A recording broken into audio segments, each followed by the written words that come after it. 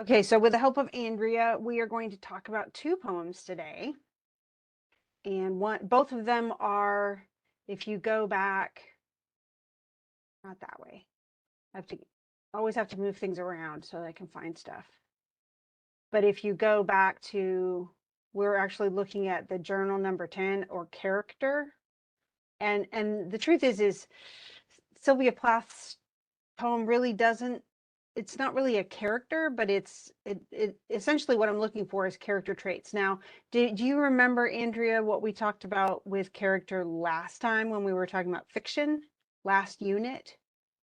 Do you remember the discussions of character and what characters were? And yeah, okay, so we have different defining traits too. We have characters that are round and characters that are flat, characters that are dynamic where they change over time, or characters that are static where they stay the same.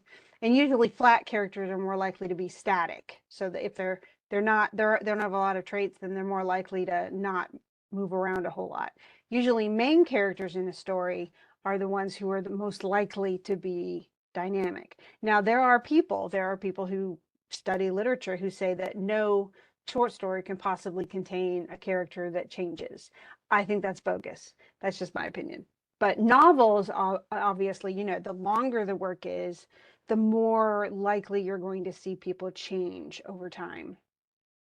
And I don't know if you've ever binged a series on Netflix or something like that, but a lot of series, because they're so extended, that some of them can go for 12 seasons, 15 seasons, the characters often change quite a bit.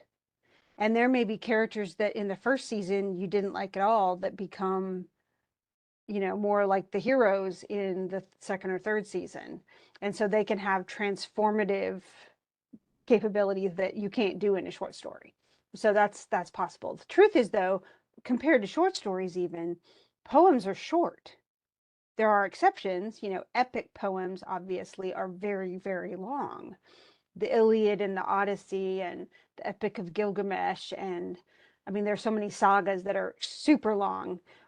Well, in those you can have, I mean, those are poetic, they're poetry, and yet you can have quite a bit of transformation happen with characters. There's a lot that can happen not only narratively, but also through the characters. And so, and there can be different scenes that are, dramatic or quiet or, all this different stuff too. So it's more like a novel. But for most poetry, because most poetry is far shorter, poets usually present a character, and the character is very rarely going to be dynamic. What might happen, though, is that we find out more about the character as we go along. And that doesn't make the character change, it just makes the character more complex or rounder. Does that make sense, Andrea? So it's not that they're changing over time, it's just we are getting, the poem is revealing more and more about who they are.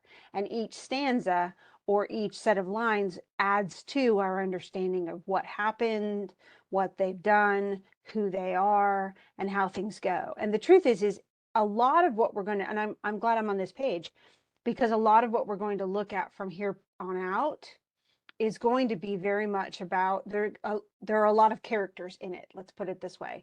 So in Richard Cory, for instance, this is both Richard Cory and the Highwaymen I have under plot, because there are characters acting out things, there are characters doing stuff.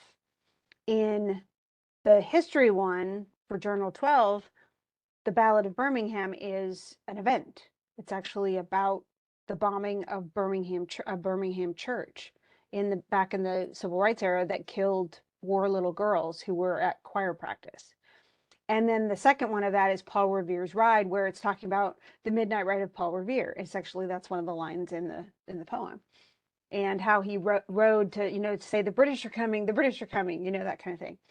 And so a lot of what we're going to see is going to be about people in situations doing certain things. So there's a lot of plot, there's a lot of characters. So hopefully what we cover today to a degree is going to be helpful as you go through those other poems. But now some of these are not necessarily, I'm just going to keep moving things around. Some of these are not necessarily characters. Now, I said this very early on, but that it's very rare that we would say, okay, this is the poet talking. You know, usually we call that, what do we call the main speaker in a poem?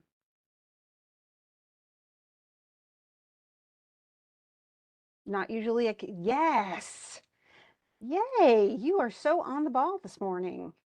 Thank you. I'm gonna have to put a little star by your name over here. I'm keeping this log, but you are definitely doing your job this morning, Andrea. Okay, so in this case, you know, normally what we say is like with Poe, you know, in The Raven, was Poe the one speaking? We can't say that. We can't, you know, he actually did create this character Lenore, and he writes about her in many poems. And she's lost. You know, in Annabelle Lee, he writes about Annabelle Lee, and she died, and now he's mourning and lying by her grave. So, but those are still characters, they're still characters. They're not I am and this is he never mentions his actual wife who died.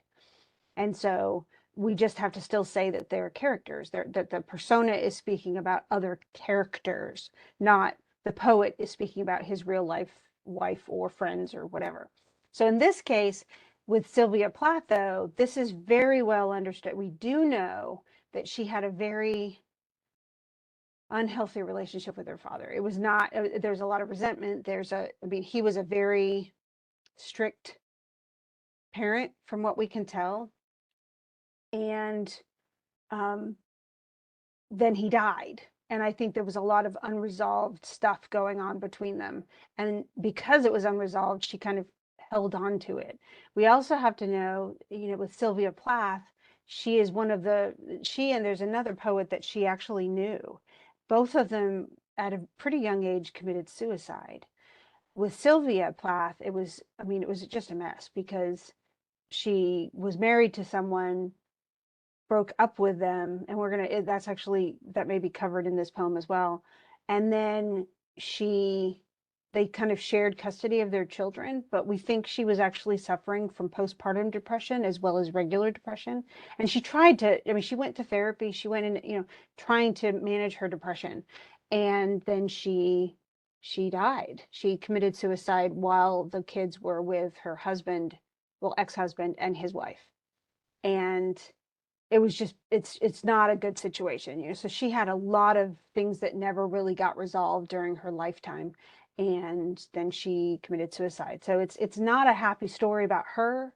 And yet this, although we're not supposed to call that this is a persona, and she in some ways is taking on even a metaphorical relationship, but we think that this really is a description of her father, you know, to her father. So it's almost more like a confessional poem than a character. And yet what she does is she creates essentially the character of dad and the character of herself. And so she and expresses much of it in metaphorical terms. So and sometimes there are several different metaphors going on at once. So it's a pretty complex poem, but I'll try to help you kind of go through it. You can probably, even if you didn't catch all of the metaphors or all of the allusions that she made, you definitely catch the bitterness of it, and it builds as it goes. So by the end, you can hear her almost shouting, and it's a very emotional poem, and that's one reason I think a lot of people gravitate to it, because it's you know, it's just like, I don't know, like it's like hard rock or even heavy metal, you know, when sometimes they're just they get to a point and they just start yelling or screaming, and it's because they're just, you know, that emotional upheaval is something that a lot of people like, you know, in music, including me. I actually like heavy metal. So but let's kind of show how it builds, and we'll see if we can get things. And if you have questions as you go along, or if you can't answer a question, you know, if I say, well, what does this mean? If you don't know, it's okay to say, dude, I don't know. Because some of us are still figuring this one out. So, okay, so Sylvia Plath said, and it is called Daddy, which suggests again that this person is talking not necessarily, I mean, we don't tend to, as we get older, we don't tend to call our parents daddy and mommy, you know, as we become adults. But Sylvia Plath, when she wrote this, it's not like she was 14. She was definitely an adult, way adult. And yet in some ways, probably because of her father's death, she was kind of trapped in the little girl phase with what her relationship was with her father anyway. But she says, you do not do anymore, black shoe. So she has rhyme, in which I have lived like a foot. So she's comparing herself as a foot trapped inside of a shoe for 30 years. So she's 30 years old, poor and white. That's her foot, poor and white, barely daring to breathe or at shoe. Now, if you think about shoes, how do shoes fit a foot? How would you describe that?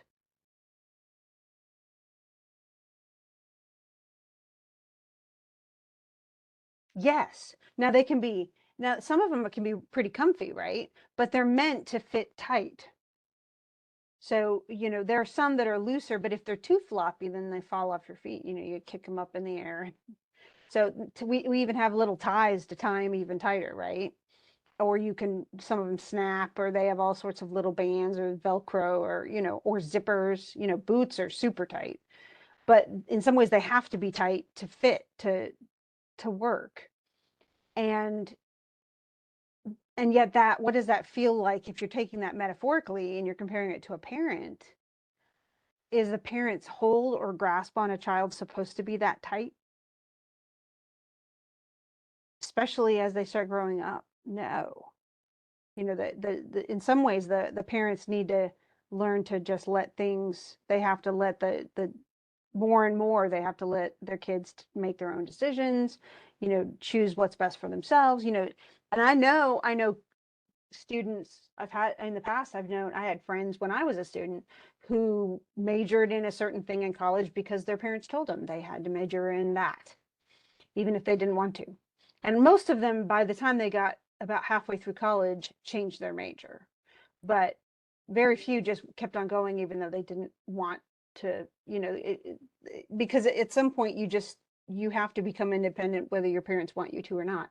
And there are people, I know people who were in their 30s and 40s whose parents still won't give them, they still treat them like their children, even though they've lived on their own, they're married, they have their own kids, whatever. The parents constantly want to make choices for them. But in this case too, that seems to be that kind of a relationship. And she's resented it. So it even says for 30 years, that's felt like that. Well, no one wants to be 30 years old and feel like they're still trapped by their parent. So now this is really interesting because then she goes into the sort of, and you're like, what? What's she saying? She says, Daddy, I have had to kill you. And you're like, wait a second, is this a murder thing or something? But no, it's not. But it says, you died before I had time. Marble heavy, and now we're going to look, these are more metaphors, but you died before I had time, and it's almost understood, to kill you. Like, and that in some ways isn't so much that she killed the person, but she killed the person's effect on them. Because we can have people who are so controlling and dominating that it takes a while, even when we've broken up with them or something like that, for their thoughts and their constant criticism or their manipulative things that they've said to us that are, trying to manipulate us. It's hard for us to get those out of our head. And sometimes we even have to go. I mean, I've known people who literally were in a toxic relationship and they went to therapy because they couldn't seem to let go of the bad stuff. So she already has a kind of, the dad has had a very controlling relationship, given the foot shoe thing. And yet when he died, all of this stuff had not been resolved. So she says, Daddy, I've had to kill you. And that really isn't that she had to like murder him, but that she had to destroy as much as possible his influence on her and the ways that he dominated her. But then with the death, we can tell that the death hit her hard. And then she starts talking about essentially almost as if he's a ghost. I think about the ghost of Hamlet every time I see this, but marble heavy, a bag full of God, which it suggests that he was very domineering and he always knew the right answer. And kind of treated her as if she's just a servant. She's serving the God. He's the one who knows everything. He's the infallible one. And he's marble heavy. So he has a very heavy, firm hold on her.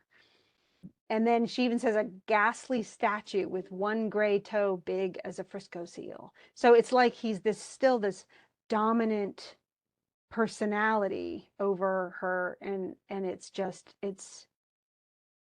kind of insane. So then she says, okay, so we have all this vision of him as this big kind of godlike statue still dominating her, even though she wants to get rid of his influence. And then she says, and ahead in the freakish Atlantic where it pours bean green over blue in the waters off beautiful Nauset. Nauset is in New England. I used to pray to recover you. And so, she said, I had to kill you, but I used to pray to recover you. In other words, I used to wish I could get you back. And then this Ach du it's actually German. It just means, oh, you. Like almost like an alas or something like that. In the German tongue, in the now we're going to a much more extended metaphor. Okay, so we're going to deal with that for a second. And it starts with that German. In the German tongue, in the Polish town scraped flat by the roller of wars, wars, wars. But the name of the town is common. My Polak friend, that's just Polish, says there are a dozen or two. So I never could tell where you put your foot, your root. I never could talk to you.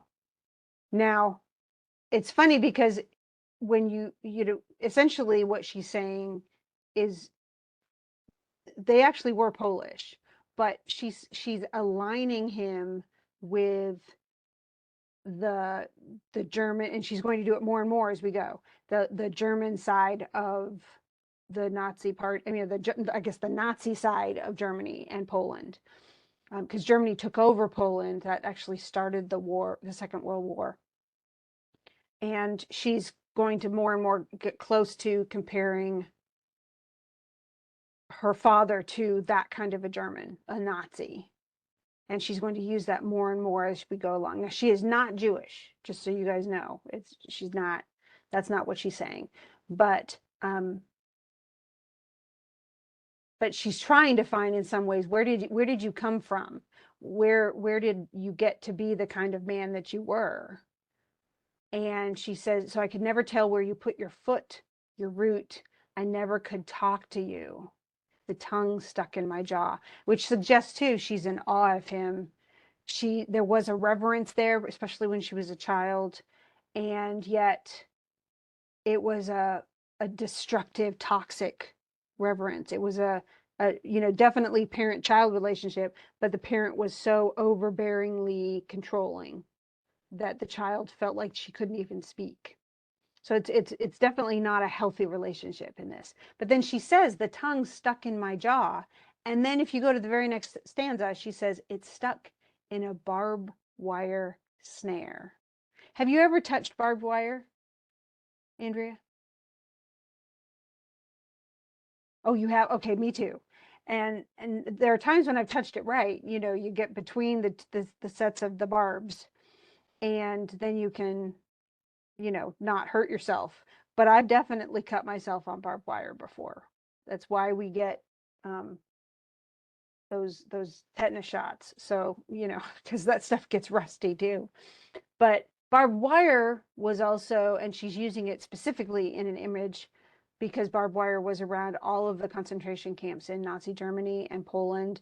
In fact, most of the concentration camps, a lot of them were not in Germany. They were in Poland and other parts of the Third Reich. Once Germany took over different countries, they actually had many of the different, you can go into other countries besides Germany and you can find Nazi concentration camps still. So, and then ich is just ich. Ich. It's just I in German. But when she uses the barbed wire snare, that means in some ways she is taking on the persona of the person of someone in a concentration camp. And remember, he's the Nazi German. And she says she's trying to say her name, but she says, I could hardly speak. I thought every German was you. And the language obscene, an engine chuffing me off like a Jew. Now, the engine chuffing me off, what was that? What is that a reference to, do you think? If we're thinking of Nazi Germany,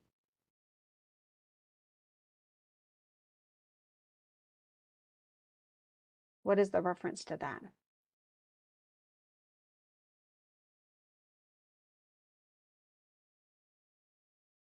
Okay, so in part of it is going to depend on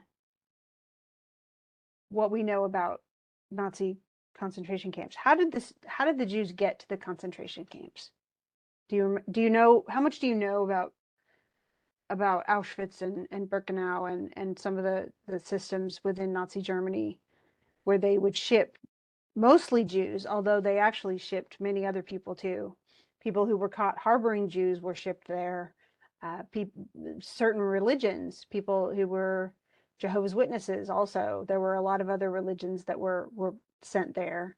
There were they sent gay people there. They sent a lot of different people there, but they shipped them there by train, and often they were literally put into cattle cars and stuffed so they couldn't even sit down, and then they'd be taken by train, sometimes hundreds and hundreds of miles, and then dropped off at the concentration camps. Now, the concentration camps, literally they'd start separating. As soon as you got to the gates, you'd be separated. And if you were useful, or they thought you'd be useful, you were kept alive. And if they didn't, they would, like most children were immediately gassed. A lot of women were immediately gassed. A lot of the elderly were. They'd just be dead. But they would ship them there by train. And so an engine chuffing me off like a Jew. That means they're sending me off. So she's trapped in the train now, going off to a concentration camp. And then she starts actually naming them: Ajuda, Dachau, Auschwitz, Belsen. And those are three of the concentration camps that the Nazis ran. I began to talk like a Jew. I think I may well be a Jew. Now, she's not. This is not a literal thing, but she becomes one of the oppressed. She's the one who is being dominated and controlled by the people in power, and the one who's honestly unvalued and likely not to survive. So she's ascribing herself the qualities in her relationship with her father that a Jew would have in Nazi Germany. So that lack of power, the lack of any sort of like no one gives them any respect, the lack of, they feel helpless and lost, and then they're likely to be killed. So it's almost like she's suggesting that if her father had stayed alive, he would have been the end of her anyway. And we can't say, how much does he influence her now? Can people influence a person after they're dead? Yeah, good and bad. There are things I do because I knew my grandmother. That's truth. And I loved my grandmother. And she was a wonderful person. Thank goodness she was around and I got to spend as much time with her. But she's been dead. God, I'm sorry, this is allergies. I'm not choking up, I promise. But she's been dead for well over a decade. I'm sorry, these allergies are really stupid. Okay, I think I got my voice back. But she's been dead over a decade, and yet I still do things certain ways because of her influence, and it's a good thing. I'm so glad. I'm so grateful. But this is not a nice person, not like my grandmother. And so all of these different images just put her more firmly in this situation. So all of these different things um, she's essentially saying all of the, what we see as beautiful things are all tainted. So the snows of Tyrol, the clear beer of Vienna are not very pure or true. And so everything's adulterated. Everything is not clean. anymore. It's affected everything that she lives among, everything that she is. And then she says, with my gypsy ancestress. Now, gypsies were also put in concentration camps. And yet gypsies were, honestly, they were kind of like Jews in that many people treated them with derision. You know, they were not welcome in many communities. There was a lot of prejudice against them. And then she essentially switches from being a Jew or feeling like a Jew in a concentration camp to being a gypsy with her weird luck and my tarot pack. And my tarot pack, I may be a bit of a Jew. And then she goes back to the Jewish side. And then she gets really honest about this. She goes, I've always been scared of you. And now she makes him back into the Nazi, the Luftwaffe, or lightning, I think it was lightning force or something, lightning strike.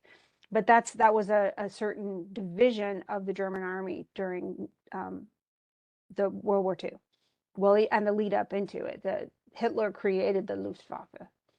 And then with your neat mustache, which of course that makes you think of Hitler, at least it makes me think of Hitler. And then your Aryan eye, bright blue. Now, okay, so now Aryan is the race. It's a fictional race, but it's the race that Hitler tried to insist upon, that was the ideal race.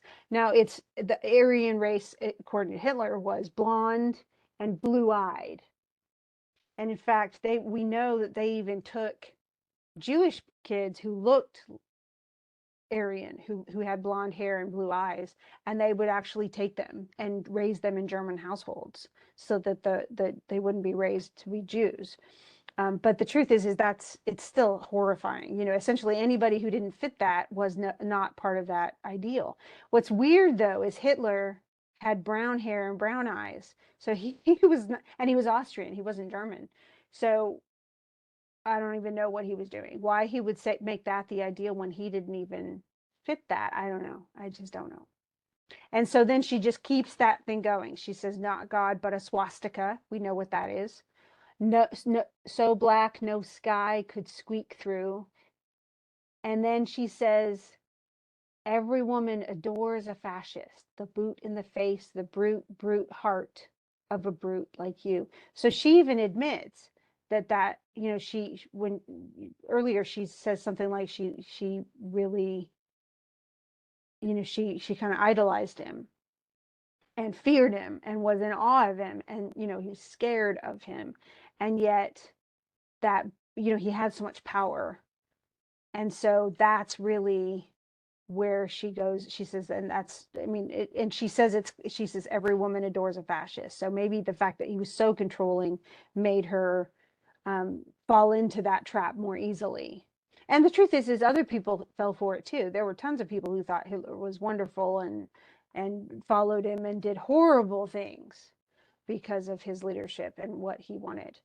And so that image, that comparison keeps continuing, and even when she leaves it, she comes back to it.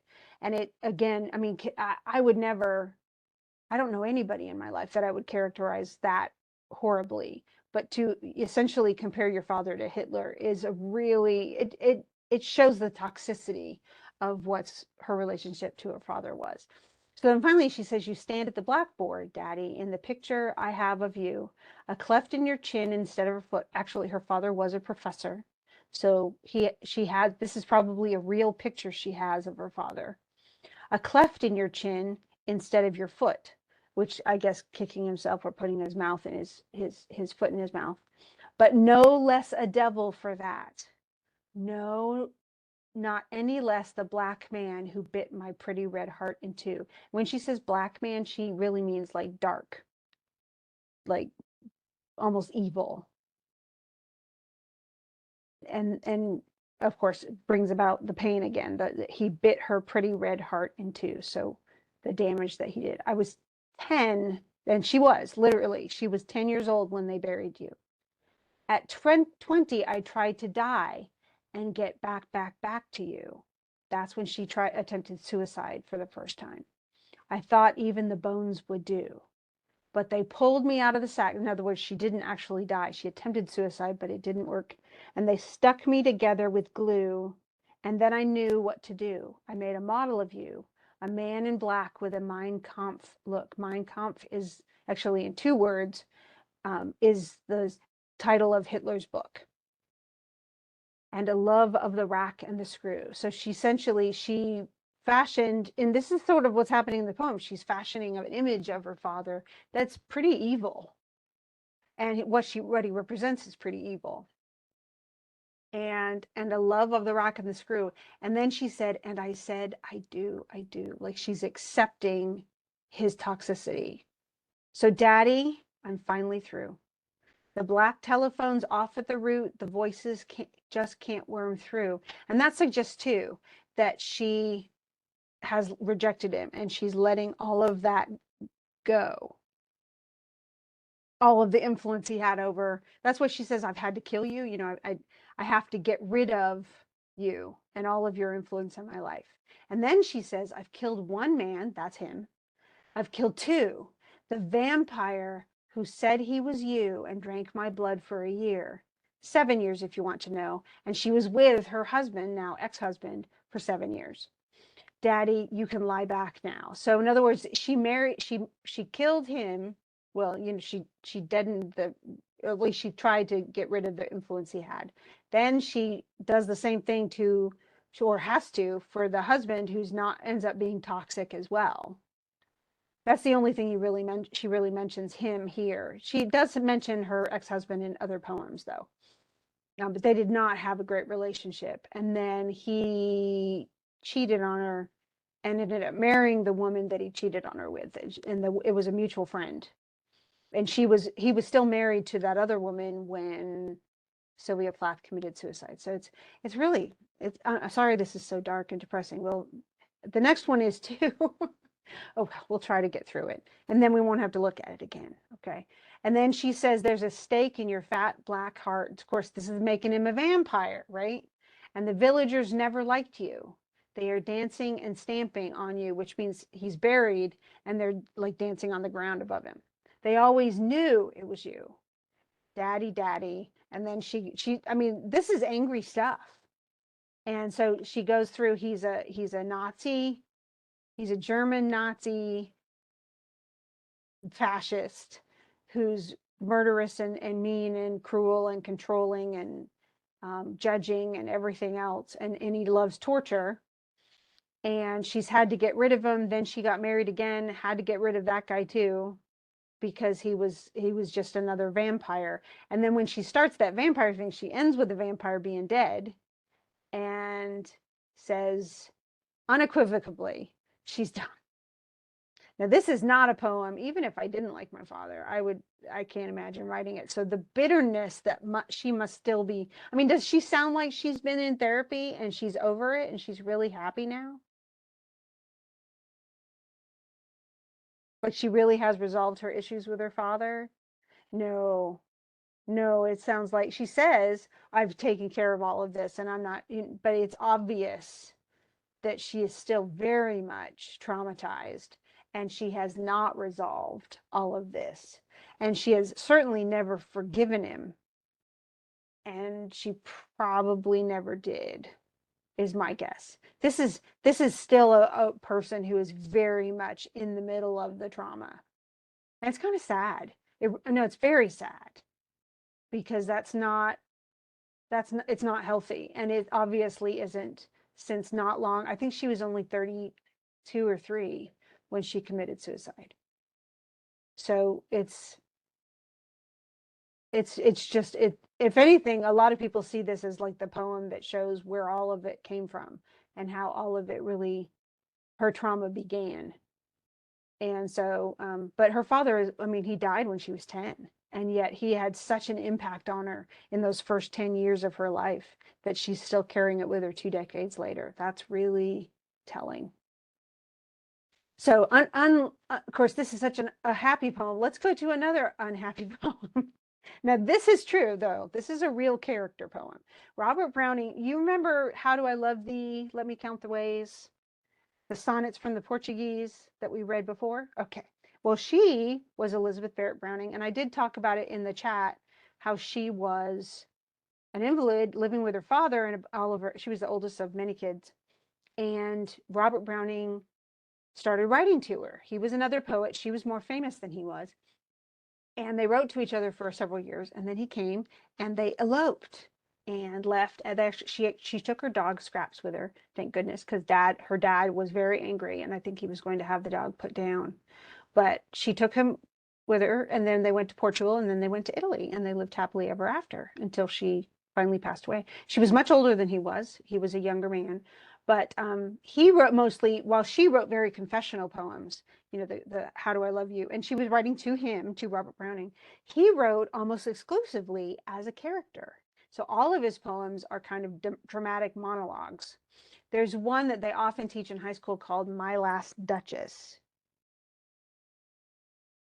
And it's actually, and often he names the person. He'll name him right underneath the title, and it was the Duke Ferrara. That's literally what it has it right above the beginning of the poem, and it just tells you this is the person speaking. And so he almost wrote like drama, but these are people speaking first person, but they are absolutely characters. They are not Robert Browning. So Robert Browning did not sit in a living room and wait for his clandestine lover to come and visit him at night in the middle of a storm. That's not who it is. A different person, and it's a creepy person, and we don't realize how creepy it is until we go through the poem. So let's see what we can do. Um, but it's not Robert Browning. This is absolutely, in fact, he was, from what I understand, a very boisterous, jovial kind of dude. And he had a lot of energy, and he was very positive, but he wrote about a lot of odd people. Some of them were love stories, like the Fra Lippo Lippi is essentially about a real monk who lived back in the medieval period, and he fell in love with he was a painter, and he painted tons of pictures of Madonna, of Mary, mother of Jesus. And and he was a monk. He was so he had it was well um he was a the Fra means brother. So he was ordained. He was a minister. He was a priest, and he fell in love with the woman who often modeled, who was a nun, and they actually ran away together, and they almost ended up excommunicated or even executed by the Catholic Church. But the Medici of Florence actually came to their rescue and argued that they need to just be allowed to drop their orders, the vows that they'd made for celibacy and everything, and they needed to be allowed to get married. And they did. They were finally allowed. He was forgiven. He was let out of jail, and they were allowed to get married, and they had a bunch of kids and lived happily ever after. So it's a very happy romantic story. And what's cute is, honestly, we have a bunch of paintings of this woman, and she was very pretty, but of the nun who he had modeled for him so that he could paint Madonna, and they all look so much alike because it's her over and over and over again. But then he didn't paint much after that. He raised his family and everything. But it's a sweet story. But that's a very romantic poem. So each one is a little bit different. This one is like perfect for Halloween because it's a psycho kind of serial killer poem or something. But we'll get to that. So we have the setting. The rain set early in tonight, so it's pouring rain outside. The sullen wind was soon awake, so it's a storm, really, because you have the wind and the rain. And everything is all kind of like tempestuous. So that setting is a creepy setting, and it's intentional. I listened with my heart fit to break. Know why? Because he's afraid she's not going to come in the rain and the storm and things like that.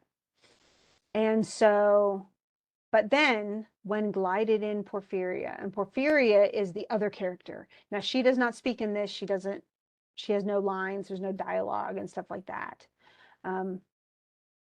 But she comes to him at night. Straight, she shut the cold out and the storm, and kneeled and made the cheerless grate blaze up. So he's sitting in the house, and it's cold. He doesn't have the fire on, and he's just sitting there with his heart fit to break. So something's wrong. But she shuts out the cold and storm, and then she kneels and made the cheerless grate blaze up and all the cottage warm. So she set the fire on, and then she warmed up the house.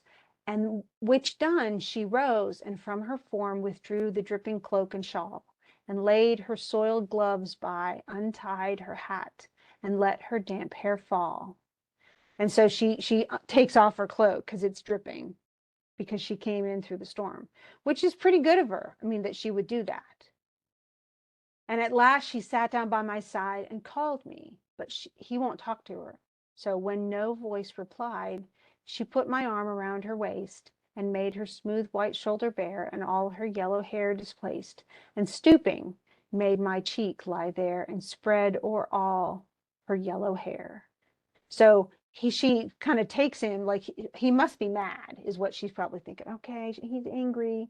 So she, flips her hair around and then puts his head like right on her shoulder, her bare shoulder, and is just trying to comfort him, like it's going to be okay, trying to placate him, whatever it is, because she knows he's not happy, murmuring how she loved me. But then it says, she too weak for all her heart's endeavor, so no matter how much her heart wants her to set its struggling passion free from pride and vainer ties dissever, and give herself to me forever. So she says, oh, I love you so much. But he says she's too weak. Even though she loves me, she's too weak to just let go of all of her ties and give herself to me and be open about it.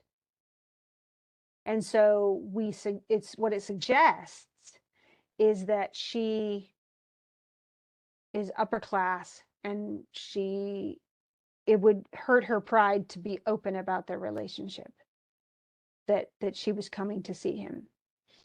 And then he says, but passion sometimes would prevail, nor could tonight's gay feast restrain a sudden thought of one so pale for love of her, and all in vain. So she was at a feast having a great time, but she realized, wait a second, he's probably at home alone, pale for love of her. So he's waiting for me, and I haven't come to him because I'm at this party. So she was come through wind and rain. And so, despite the fact that she won't acknowledge him publicly, she'll come and visit him because she feels bad for him and because she actually loves him. But she doesn't love him enough. That's what he says, because to get rid of for it to overcome her pride. So to acknowledge who he is and come and marry him or anything like that. But right then, sure, I looked up at her eyes, happy and proud. At last I knew Porphyria worshipped me. She really does love me, is what this guy's saying. Surprise made my heart swell, and still it grew while I debated what to do. Like, how do I do that? How do I take advantage of that in a way? But how do I keep her? And that's really where the disturbing part comes in. That moment, she was mine, fair, perfectly pure and good. I found a thing to do. So he's like, what do I do? How do I preserve this? How do I keep her forever? Which is it's a little creepy. It should feel creepy even then. Did it feel creepy then, Andrea? Like you were like, wait a second. She's mine. What? Something's going a little wrong here. The whole idea of somebody being owned by somebody else I don't like that anyway. But the worshiping part, I don't like either. While I debated what to do makes me, what do you mean? What's like, are you going to run away with her? Things like that. When I first read this, that's what I thought. Okay, well, he's going to go, come on, let your pride go. We love each other. Let's run away and we'll escape, and, everything will be happy. That's not what he does, though. So he says, I found a thing to do, which sounds so mundane. Like, oh, I figured out what I was going to do. And yet what he does is so horrifying. So he takes that beautiful hair in one long yellow string. I wound 3 times her little throat around and strangled her. And we're like, what? Like first time I read this, and I don't know if same thing happened to you, or you just went, oh, but first time I read it, I went, no. And I went back. I literally went back up some lines like this. Okay, wait a second. He did what? And I just couldn't. I'm like, why would he, wait a second, strangled her? That's the word that, because you think, okay, so he's winding the hair around her, but he even says her little throat. And you're like, why would he do that? And then he says, and I strangled her. So she died. No pain felt she. That's what he says. Who knows? I'm quite sure she felt no pain. So when he says it again, that suggests that he knows he's wrong. And he's just trying to, say the lie again. As a shut bud that holds a bee, I warily oped her lids. So she closed her eyes as she died. And yet, what does he do? Most people, when somebody dies and their eyes are still open, you close their eyelids, right? So they can look like they're at peace. He opens them. He opens her eyes again so he can see the blue eyes without a stain. Again laughed the blue eyes without a stain. So now she's happy, he thinks. Creepy, creepy, creepy. And I untightened next the tress about her neck so that her hair, he unstrangles her essentially. He unwraps it. Her cheek once more blushed bright beneath my burning kiss. I propped her head up as before, only this time my shoulder bore her head.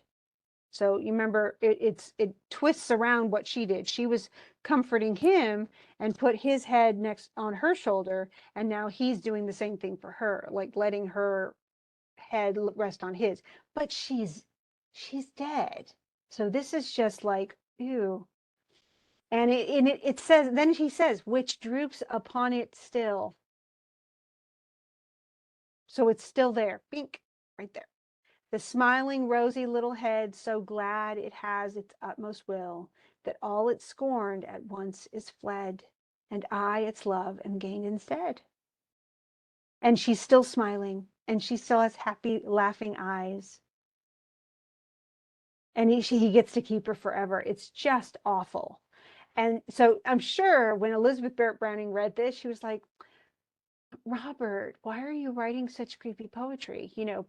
But that's what he did. He wrote honestly, he took the character and then they did whatever they were doing. He just encapsulated why, what were their motivations? Why would they do some of the things that they do? Good and bad.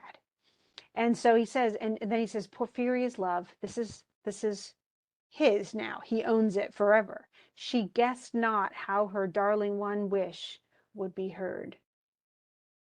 And thus we sit together now, and all night long we have not stirred, and yet God has not said a word. I swear, I think Robert Browning must know Edgar Allan Poe because this poem sounds like something Poe could write. Though I mean, and it even has, he does have, you'll notice that it has a rhyme scheme. It's there's heard and stirred and then fled and instead. So it's and we even how and now. So we're definitely, they're trying to, he's definitely rhyming all the way through. But how creepy is this? I mean, you think about it. Ew. Be careful who you love because it could end up being a Halloween poem. This is really, I mean, he didn't intend it. Okay, they didn't really do Halloween the way that we do Halloween now. And yet it very much captures the inside, because it's spoken first person, we understand why he did it, even though, ew, that's disgusting. Now, have you read A Rose for Emily? Okay. Did this remind you of that? Because it always reminds me of it. Because Emily, remember, was dating, and she was just dating some guy that nobody approved of anyway. And yet he disappeared all of a sudden. He left once, came back, and she bought like a, a, a shaving set for him and a night dress and things like that and all this other stuff. And we're thinking, but then he disappears and like, oh no, he left Emily behind. Now she's going to be alone. And she never comes out of her house after that. And then once she dies, they go into her bedroom and there is a dude and he's a corpse on her bed. That's what I think of when I think of this, because it's we only get the first that night. She comes in the storm.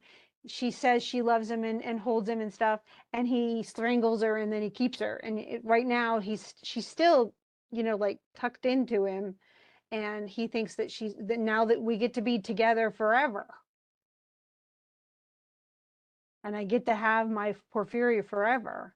And yet it's really, that's just gruesome. If that's, but I mean, they call it, when people fall in love with dead people, it's necrophilia. And in this case, and in A Rose for Emily, both of them murdered the person and then stayed with them for years. I mean, we have no idea what's going to happen now with this person. Is Porphyria's family going to come looking for him?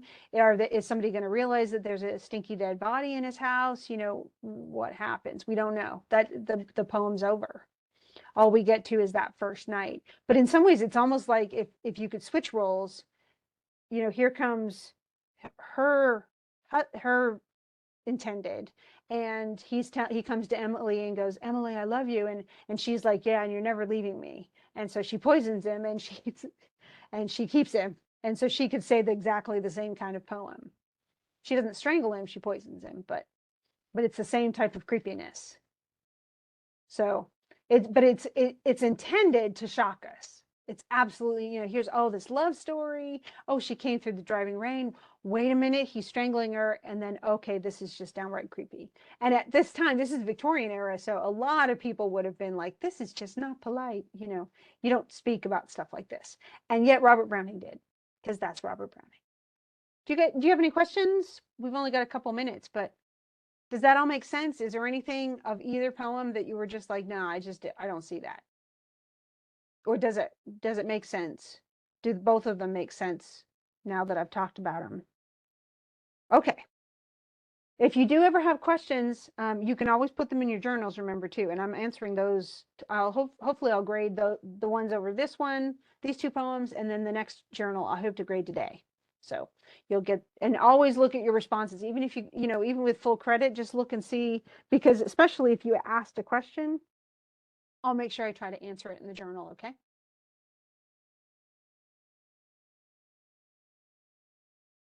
And I guess that's all. So I will see you hopefully next week, Andrea. Thank you so much for coming. So I didn't have to talk to no one, because that would be really sad. So hopefully I will see you next Thursday as well. Have a great weekend, and thank you. Bye.